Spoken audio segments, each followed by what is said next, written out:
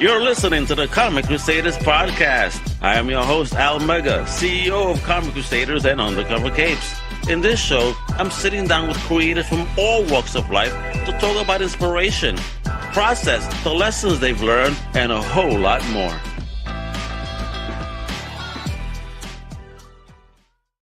What up, familia? It's your boy, Al Mega.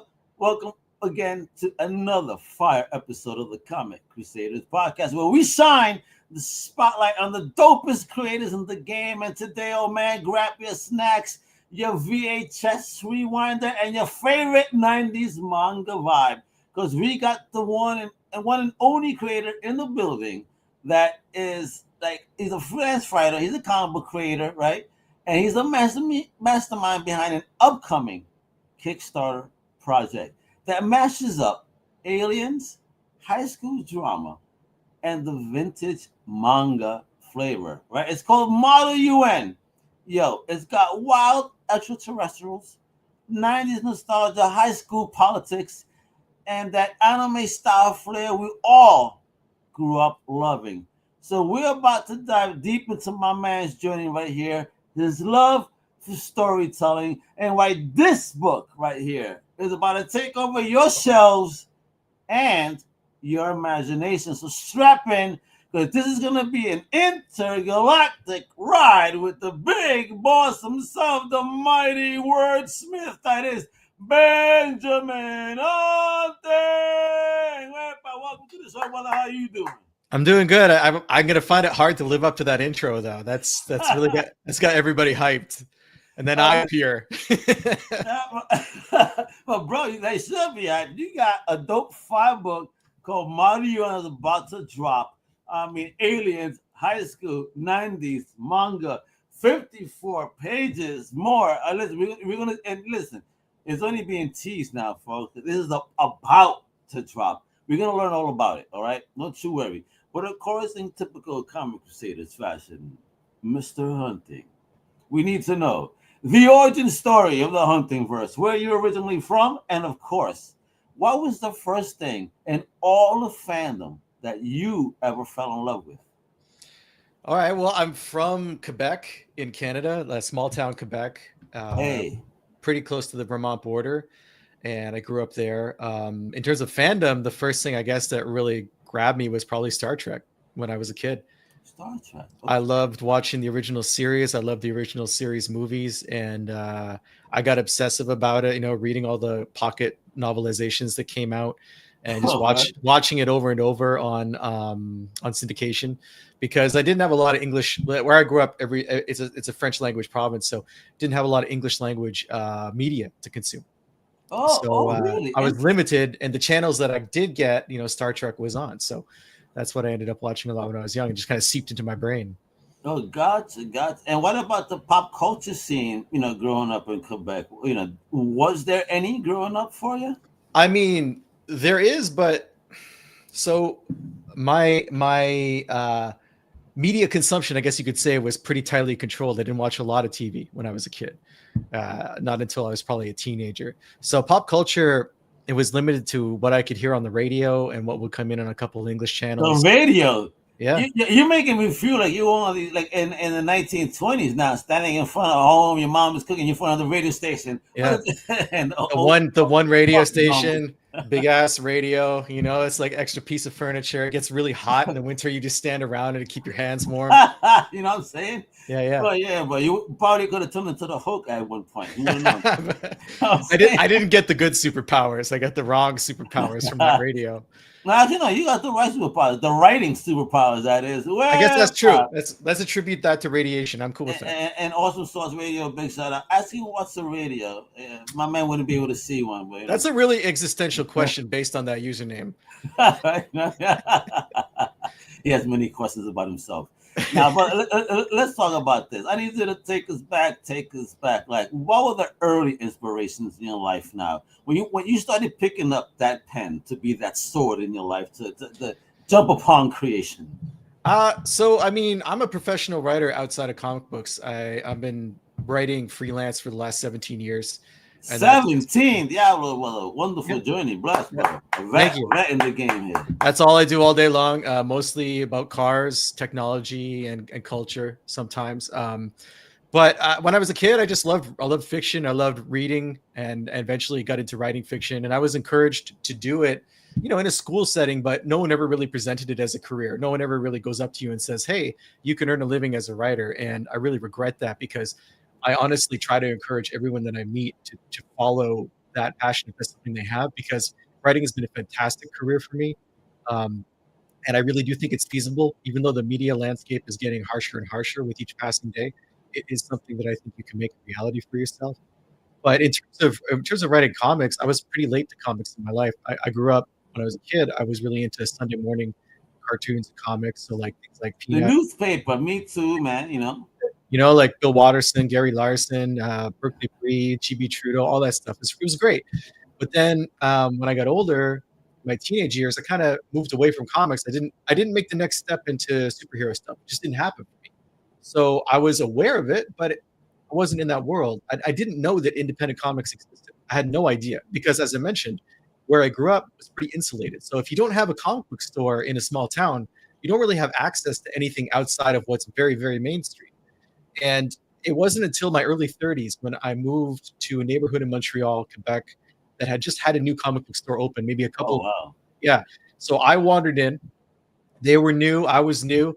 And there's a place called Crossover Comics, and they really turned me on to a whole bunch of books that I'd never heard. You were in Valhalla. Oh,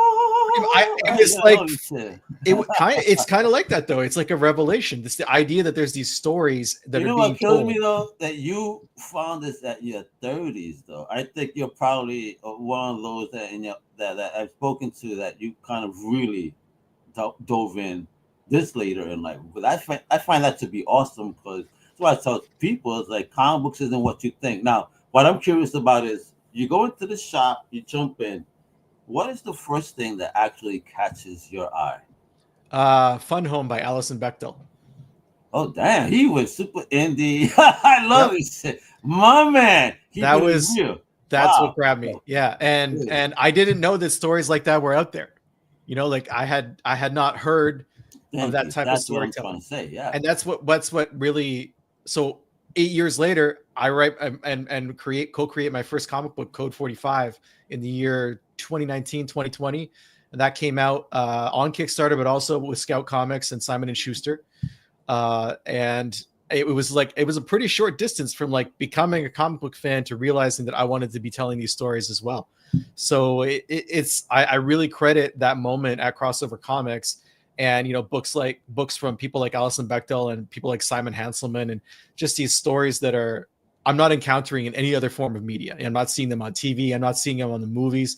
I think that's what's amazing about comics, independent comics, is that you can create something and touch a lot of people without spending huge amounts of money like you would have to create other forms of visual media. And as a result, we get to see stories that are maybe marginalized in those forms of media. They come through in comics because it's like an open door for that kind of thing. All right, so talk to me about this. I want to start getting into this, because again, this project is about to be live soon. Yeah, October 7th.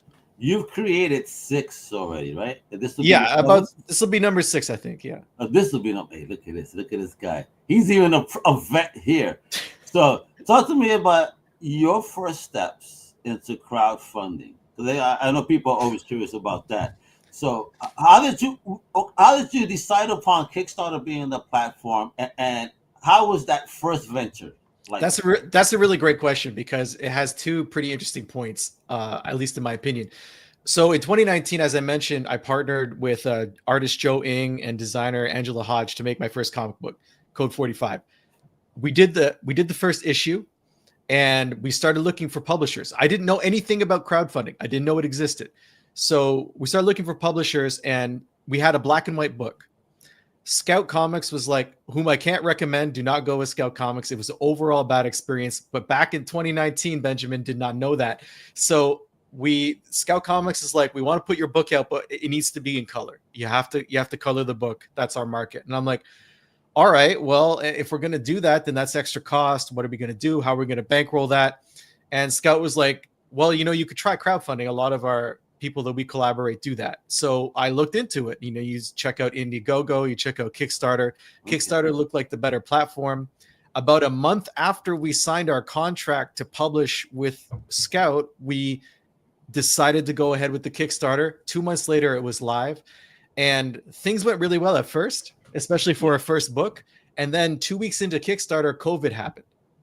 Literally, the world shut down. So we made our goal, we broke even, but it was chaos. Like we had no idea what the future was going to hold. We felt really weird talking about a comic book when the world was closing down around us. Yeah. So that was a very strange. Yeah. I'm going to promote it, but you can't come out your house to even buy it. Yeah, exactly. It's a very strange time to be promoting a comic book. And then like 3 months later, we did it again. We put our second issue out that much more quickly. And we started combining issues and trying different things on the platform. And I have to say, like, Kickstarter has been very good to us. We've always met our goal. We've always delivered everything that we put out there. We haven't my goals that I put up for the Kickstarter, though, it's not the full cost of the comic. Comics are expensive. They're expensive. If you're an artist and you can put your own time into it and you're writing your own book, then all you're spending is time. I say all, but like it's a lot. Even the time investment is huge. But if you're someone like me who's a writer who's collaborating with an artist, I have to pay that artist a living wage. That's how it works. So when I put a Kickstarter up, I put a certain amount of money as the goal. But in reality, in order to recoup, I'm probably looking at another 50% past that, or maybe a little bit more.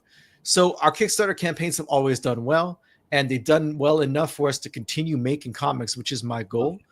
But in terms of profitability, you never know. Like Kickstarter, I think for us has been mostly a means of production. And getting that signal boost out there, and hopefully not landing into another bad opportunity. Because around that COVID time is when all the shenanigans around that publisher you mentioned started happening as well. Yeah, as far as I remember, things started breaking. A lot of truths happened. Diamond broke down. A lot of independent publishers broke down. A lot of truths came out. I think while COVID may have been bad, it also killed a lot of infections in the comic community too, if you will. I definitely feel like after my experience with Scout, I have no interest in independent publishing in terms of a third-party independent publisher. I think that the real future for most independent creators is to do it themselves on Kickstarter. We earned, not joking, 10 times what we did on Kickstarter versus what we did having a book with Scout that was also a trade paperback with Simon & Schuster that was in every major bookseller. Wow. And that's not even taking into account Scout deciding not to pay us royalties and just stealing it from us, which I actually had to take legal action against them to get them to stop selling our book after the contract was over. So all of these things together, like it was a real baptism by fire about the comic book industry. I didn't know anything about the comic book industry. But this comic book industry is grimy because even look at what Diamond is trying to do. At least not Diamond, but the new owners hijack publishers' books and say, well, we're going to sell this to pay back our debt. But it's not their books to sell. It's not their books. And the fact that this has to go to court is crazy to me. It is crazy. Because I mean, common fucking sense says like, you bring this shit to court, like get the fuck out of here. That's their book. Give them back their shit. Imagine doing that in any other industry. Imagine someone says, this is my box of lettuce that you sold to me. I'm not going to pay you for it, but I am going to sell it in my grocery store. Bro. Bro, like, man, I'm going to piss all over your lettuce. This is going to happen. Yeah. You know what I'm saying? It's bad news.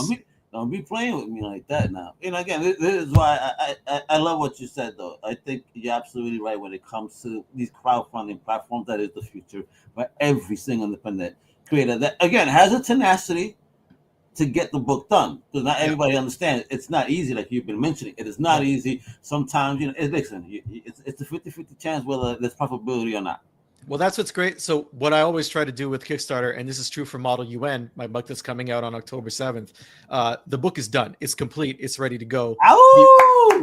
Before the campaign even starts. So and also for this campaign, I'm doing a digital only campaign. So that means once the campaign is over and the money comes in from Kickstarter, the book goes out. There's no waiting. You're done. The reason I had to go digital only is because in the past, most of my readership is in the United States. Right now, with the way the tariff situation is at the border, I don't know what it would cost to actually send a book across. The customs fees are very, very high. No way. okay. They fluctuate on a weekly basis. It's just I didn't want to have anyone buy the book and be stuck with a huge bill at the post office. Though, I know you're coming from across the pond, if you will, across the border, up north and shit. But is there no way that you could partner up and have like a stocking location that could print and stock within the states that doesn't, that's more cost effective, or is it not cost effective? It becomes not cost effective because since I'm in Canada, Kickstarter only allows me to run Kickstarters in Canadian dollars. And there's a 30% difference between the Canadian and the US dollar. So once you start sourcing outside of Canada and start paying for printing in US dollars, it gets really expensive really quickly, especially since Canada has a ton of printers that are very reasonably priced. It's kind of Canada's thing. They've long, and Montreal, especially in Quebec, has long been a place where comic books have been printed. They have a pretty good reputation for that kind of thing. So this guy of ours, stop it! You're affecting my comic books. So it's a new thing. I've never done digital only. It's going to be a new thing. It really changes how I approach the reward situation. Like I can't offer original art, bookmarks, pins, that kind of stuff. So this time it sucks, bro. You serious? It's really focused on the book. I'm doing a behind the scenes tier where you can see the script, you can see the layout, and then you can see alternate takes of pages and layouts that we didn't choose. The artist I work with, I.e. Santiana Hernandez, he was really great at offering alternative versions of pages, and then we would discuss which ones we wanted to go forward with. And I think that showing that process is interesting for people, whether they're thinking of maybe doing a comic book themselves, or whether they've already done comic books and they just want to peek into someone else's creative process. Because sometimes you get two great pages, but you can't put them both in the book. You know what I mean? So you have to decide between two good options, and how do you do that? So I'm going to be offering that as part of the Kickstarter rewards. I'm going to be offering some of my past work as well, and some other work from independent creators bundled together. So it's an experiment. I'm going to see how this digital only thing goes. And, you got to try new things every once in a while, right? Like you can't stay stuck in the past. Of course. You got to see what works, what doesn't. And what if someone said, I love the book so much. Is there any way I'll get a print copy? I mean, do you leave that open as a possibility? Because again, I can't really show off just the main image, which is the background image. But when you see it clearly without the print on it, folks, this art is dope. And I mean, this is something I would want to have in my hand, smelling the ink on. You know what I mean? I feel the same way. So perhaps what I'm going to do is, since I'm putting the book out in two parts, this is the part 1, 54 pages. I'm going to do probably 120 pages total because I wanted to put a limit. It's my first time doing anything like manga, so I wanted to put a limit on myself. Your first time. First time. It's another experiment. Babies all over the place. I know. There's a lot of nervousness going into this campaign, I can tell you. But I'm going to do digital for the first half, digital for the second half, and then that'll probably bring us into summer of next year. And at that point, we might have a better idea of what the tariffs are like. Because for me, it's the fact that they change all the time. So you can't plan, And when you're printing something, that you send a book to the printer and you're on their schedule. It gets put into their job queue, and it gets done at some point in the future. So and whatever the tariff is at that point in time, you're getting slapped. Yeah, you can't plan for it. You. Yeah. So next summer, maybe things have stabilized, and I'm able to create a book and send it out across the. And I also think that the situation as it is now, a lot of people are scrambling for solutions, and I think a year from now, there will be more workarounds and ways to get things done than there are in the heat of the moment. Absolutely. So we're going to have a whole bunch of new alien tech that's going to come via 3i Atlas. So who knows, bro?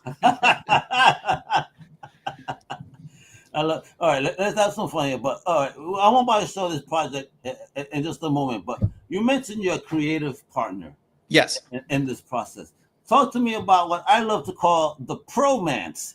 How did you connect with your creative partner in all this? Well, I'd never done manga before, as I mentioned. My previous books have been like pretty Western style books and in color and just a different type of storytelling. But when I had the idea for Model UN, I realized that manga, I'm not a huge manga fan, but I had read some books that really inspired me in terms of the narrative structure that they used.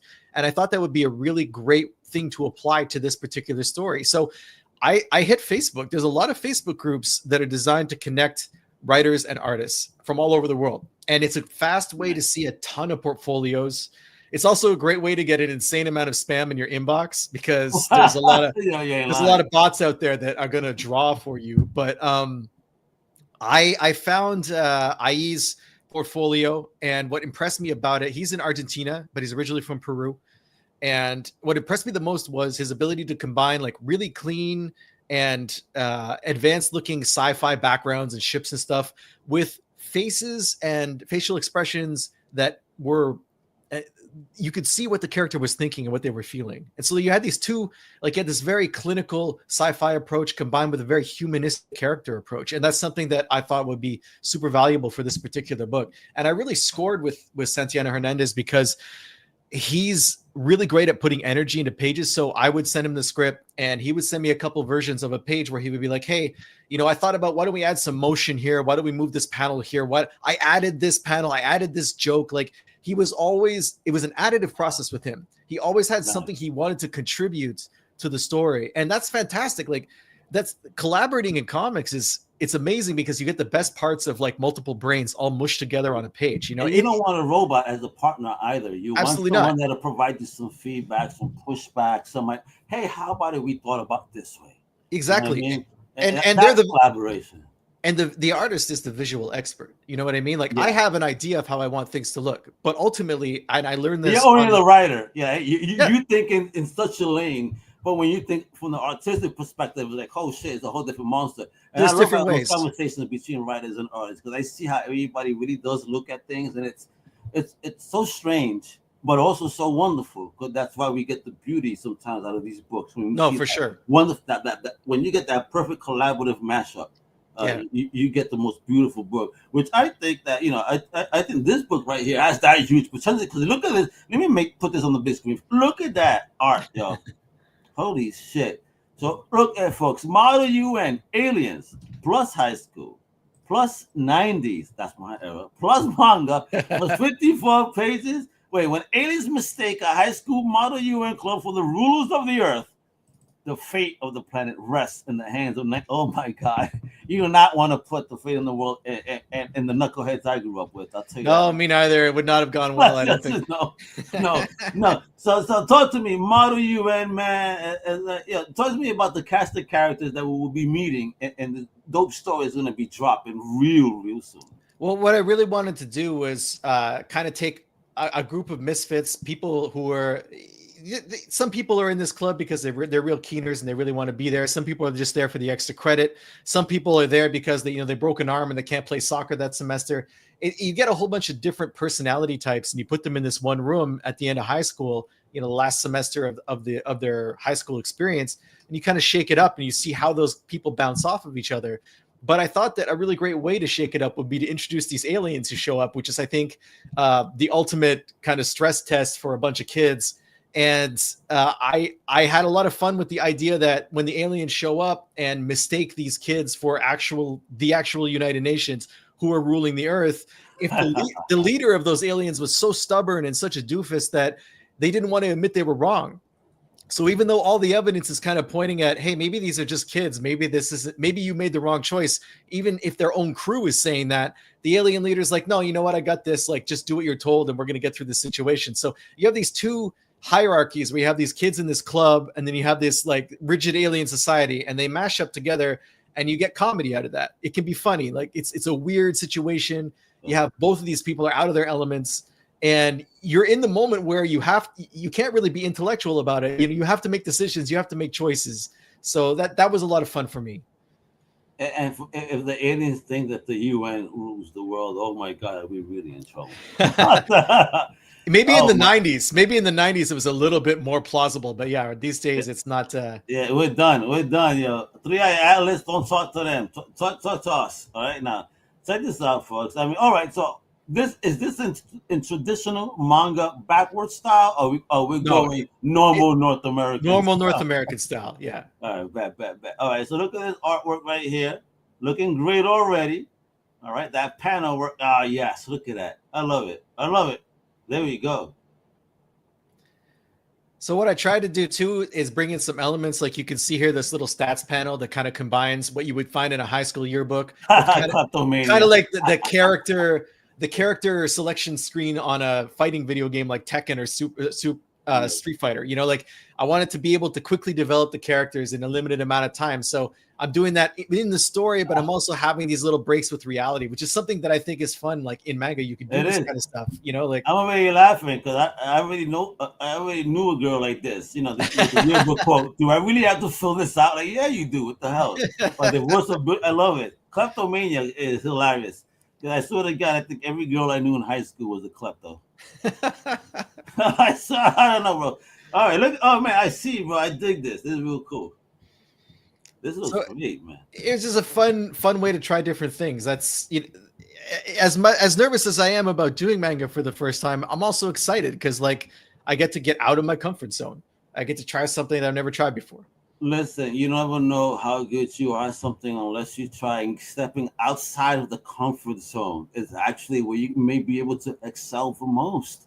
So again, I'm never afraid to step out and try. Yo, listen, failure is the best lesson. And again, you don't know that until you step out the comfort zone. Yeah, you know, yeah, for sure. And, yeah, it's important. I applaud you on that, homie. And I think that this looks beautiful.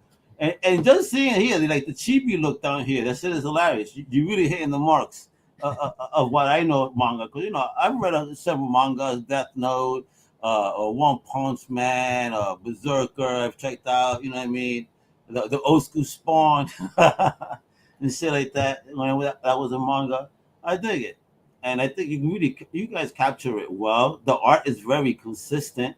So your man definitely got something going on here. Yeah, he's really been fantastic throughout this whole process, and just a pleasure to work with too.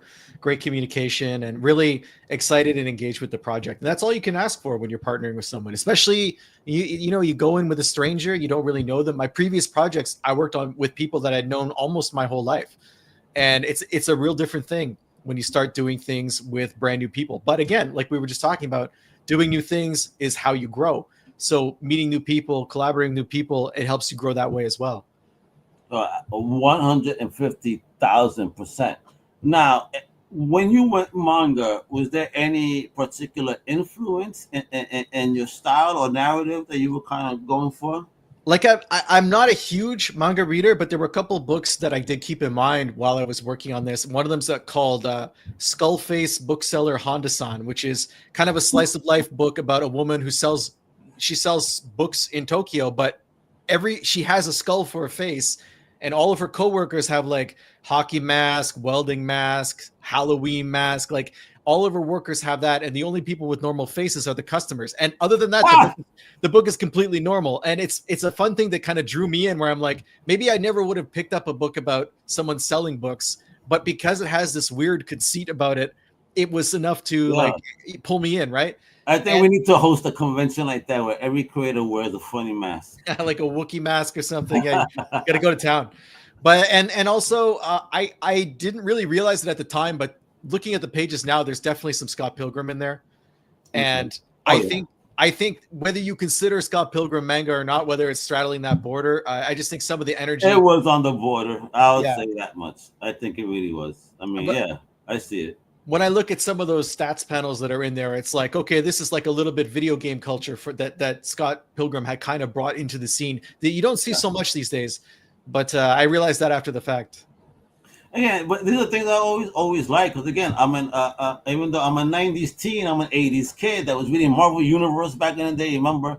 And it gave you the whole info sheet on the characters. I remember a friend of mine had that. You could get they would release like regular books that were just info sheets, if I'm not mistaken, right? Like they had just the ones that you could put into binders, so you could get them with the 3 holes, and you could add to a binder. Yeah, I remember those. Every time I see those, I try to pick them up. I probably had 2 or 3 of the packs around here somewhere. Anytime I see it, I try to pick them up. I had some friends who were big Marvel heads. Yeah, you don't see them anymore. Yeah, a friend of mine actually had the actual binder that you would put them into back in the day. I don't know if he still has it, but I thought that was so cool. It looked like something like, all right, let me go to my shelf, like the FBI files. the Epstein list we'll never seen. It's probably in the Marvel Universe files. Somewhere in the multiverse, they were released. But the artwork is definitely a fire. I mean, look at this, yo. Look at this, folks. You gotta support this baby right here. I'm showing that link. You see it right there? It's right there. You see it? We're like 6 days away it's from launching, so we're almost there. Yeah, so hit that pre-launch page. Let me show you guys once again the pre-launch page. So make sure that when you go there, you're at the right place. So when you hit right there, make sure you click that button right here. Notify me on launch. Click right like that, easy peasy. All right. I should be signed in. No, I did not sign in yet. Don't you worry, I'll sign in later. I don't want to do that whole process now. It's gonna ask me for some other bullshit. I think I did the other joint. All right, but there you go. Notify me on launch. My man already has 81 followers, right? 6 creative projects. Jesus, my man does not play. Not only is he a creator, but he has backed over 214. Yo, it's a beast, comic books is a community, and independent comic books even more so. And I feel like wow, there's so many amazing stories out there that I want to read, and so many of them are on Kickstarter, and I'm happy to be a part of that community. Wow. I think we need to look up like who has dove in the most and give out like a community award for the biggest funder of indie comics and shit. That's crazy. That's awesome. I love to see that, not just the creator, but an actual person involved in the community. So, all right. So music sets the mood, right, for writing and characters. If I want to sit down with Maru Yuen, what should I be listening to in the background?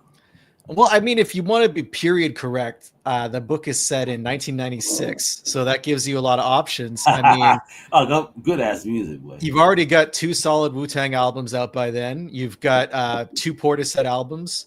Some Mobb Deep. Some Mobb Deep. You've got a lot of Britpop is out. You can grab that. You've got like, yeah, and you got pretty much the best of the alt rock era is just about to end. So you got a lot of stuff like Nirvana, Soundgarden, Alice in Chains, and you can put that on. Since the book's in Quebec, some French hip hop. You have some MC Solar or some I Am. There's some really solid records that were out by then. Nickelback? No, Nickelback had not released a record yet, fortunately. He did it on purpose. He made sure Nickelback wasn't out yet. The Nickelback free comic book. I guaranteed. How many comic books can guarantee that? Not many, I don't think. Nickelback is like a curse word up there. Right, I should put that up. If I put that on the cover, I bet you I would sell more copies. Yeah, like Nickelback free, bro. You know what? Do like a foil cover, like a rap one, and just with the stamp on it, Nickelback free. Nickelback free. Yeah, well, now let's get spicy here, real quick. Okay. What's the funniest or wildest piece of feedback you've ever gotten from an editor, fan, or collaborator on any of your projects? Okay, so I don't have a lot of spicy feedback on comics, but before I did comics, I had a small record label and we did a lot of hard techno music. And I remember we put out a record, a 12-inch in like 2002, and I was at a rave and another promoter came up to me and he's like, "Hey, I got your record." And I'm like, "Oh yeah." He's like, "Yeah, total shit record." And then he walked away. What the fuck? What? I remember that to this day.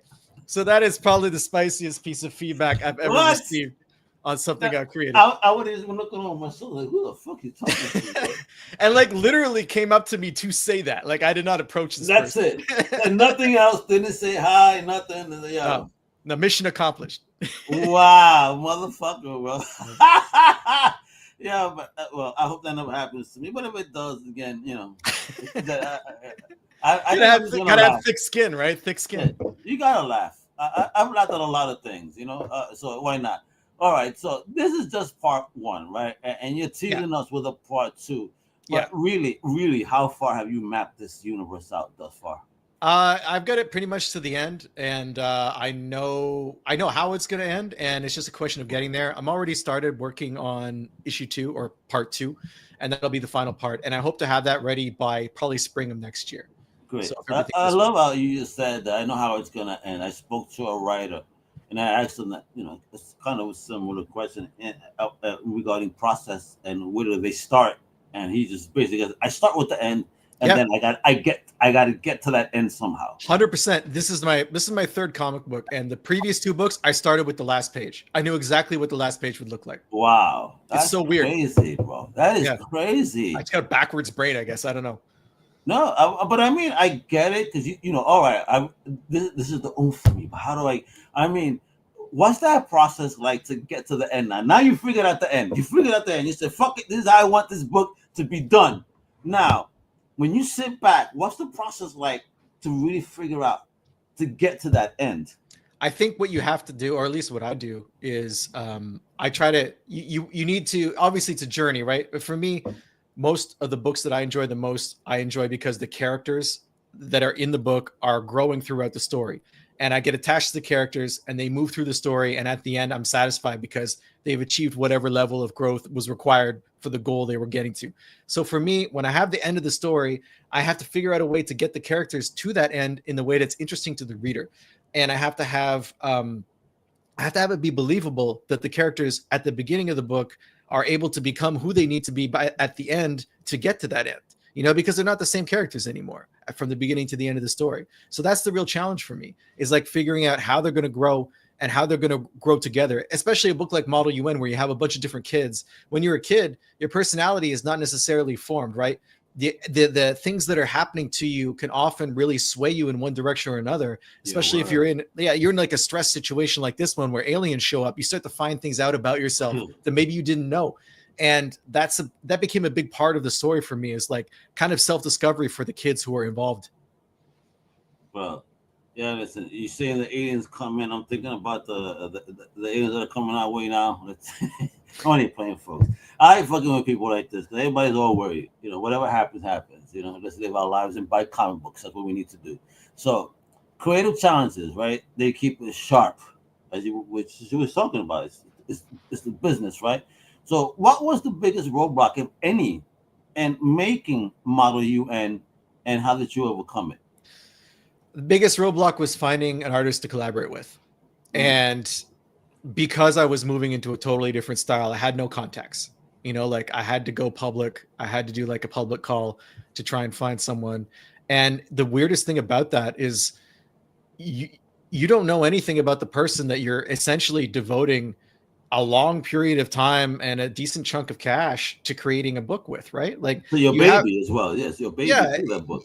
Not only do you want the art to be great and reflect the story that you want to tell, but you want that person to be around and on the final page to be on that journey with you. And it's really a partnership, So that was the biggest challenge, is like finding the right person and trusting that right person and then seeing that through to the end.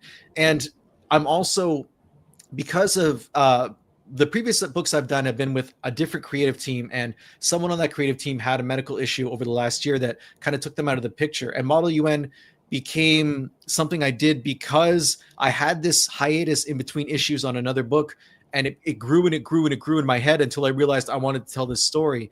But that meant also assembling a full team of new people, like design, lettering.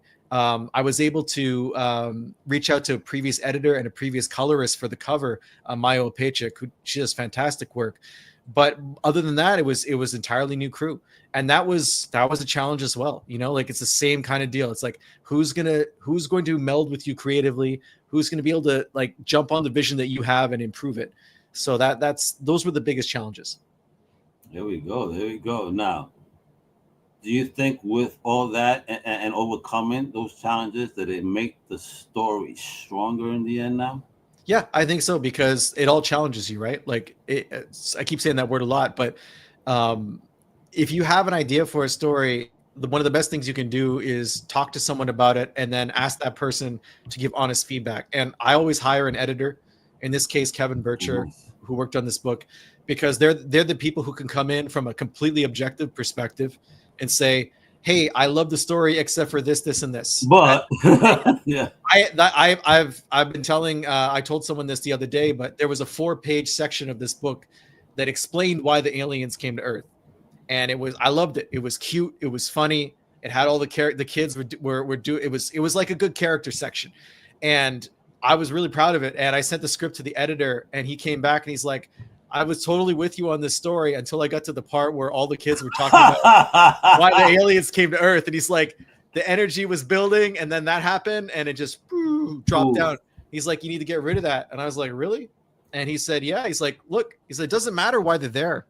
all that matters is that they're there, and you got to deal with it. Yeah. You know, the kids aren't going to take a time out and figure this out. They're going to try and... They're not going to have a Scooby-Doo moment and shit. Exactly. That's the perfect way of putting it. And he was right. He's right. That's gone. You know, I loved it, but it's gone. And like, you got to do that. You got to have that person in your life who is going to say the truth. The truth. Because there are people who encourage you. Preach. I'm in church here.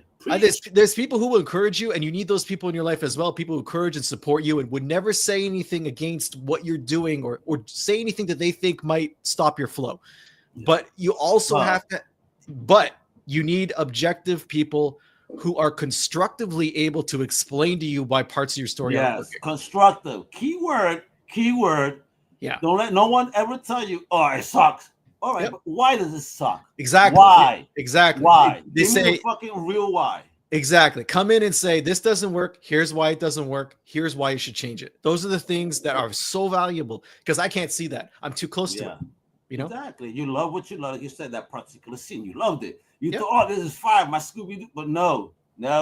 Ruin the energy, my friend. And look at that. And again, it's still having that great honesty. And again, how did you meet that editor?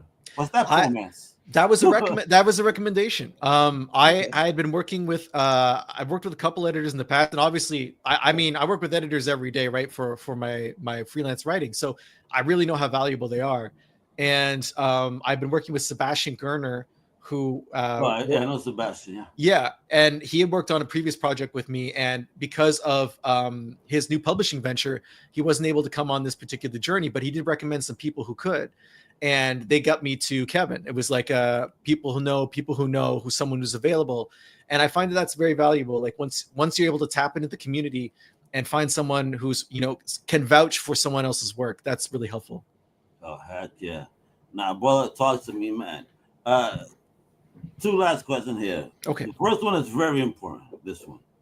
I need you to give us the elevator pitch. For those that are unaware, I need you to tell them why they need to hit that notify me on launch button and then make it rain on day one of this project.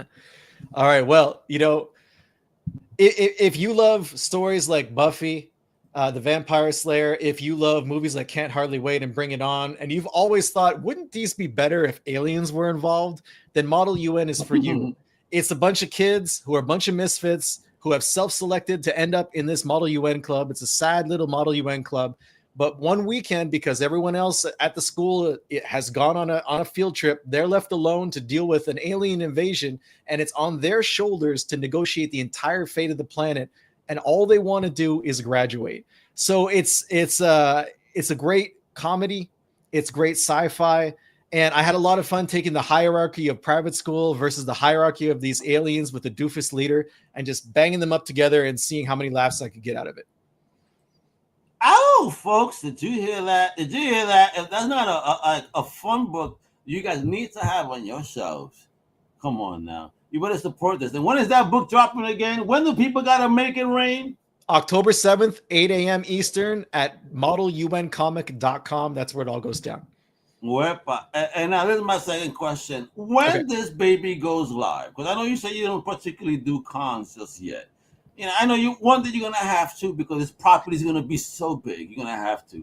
But just for those, are there going to be any exclusive early bird specials for those that pitch in on day one? I don't have anything planned for early birds. Like I said, my first digital campaign and coming up with rewards was a challenge, but I'm happy with what I do have, and it's going to be available across the whole campaign. Oh, you hear this? Oh, you got goodies coming up available through the whole campaign. DG only, folks, which means that it's done. Right, brother? Ready to go. Ready. You hear this? Coming from the man himself, the book is done. It's ready. So please make it rain. I'm going to show you these links real quick. First is that Kickstarter. Support it, all right? It's coming up. Hit that notify me on one button. Again, you guys want to know what page you're on? It's this page, all right? Right there, Kickstarter project, Benjamin Hunting, Model UN, Aliens, High School 90s manga, part numero uno, all right? Go check that out, all right? Then, of course, you can check out that website right there at modeluncomic.com. It's going to take you right straight to this. So it's like, listen, anywhere you click, you're going to go to this campaign because you need to fund it, all right? Then you go, of course, follow my big homie on his personal website at benjaminhunting.com. You can follow him on the gram and see what shenanigans he's up to in the universe at huntingbenjamin.com. Apparently he's hunting himself. Someone took my name. Someone took my name and used it for hunting Benjamins, as in $100 bills. And I've never been able to get it back. So hunting Benjamins, only shit. Actually pretty fucking cool, bro. Yeah. All right. But boom, there you have it, folks. Benjamin Hunter dropping intergalactic gems with model UN. This is the type of comic that takes you back to your 90s anime VHS tapes, but blasts you forward with fresh storytelling heat. All right. So please do not sleep on this Kickstarter. Support indie comics, support creativity, and let's bring this wild alien high school mashup to life. You know what to do, right? So besides supporting that campaign, I need you guys to hit that like button, that share button, that subscribe button. And please make sure that when this goes live, you are ready to play. So until next time, this is Almega saying, wepa, stay blessed, stay geeky, and keep it cosmic, baby. Wepa, hasta la próxima. Thank you for listening to the Comic Crusaders Podcast. If you like the content, please subscribe and turn on notifications. Also, please visit comiccrusaders.com and our extended podcast family over at undercovercapes.com. And also, make sure to download the Comic Crusaders app on the Google Play Store today.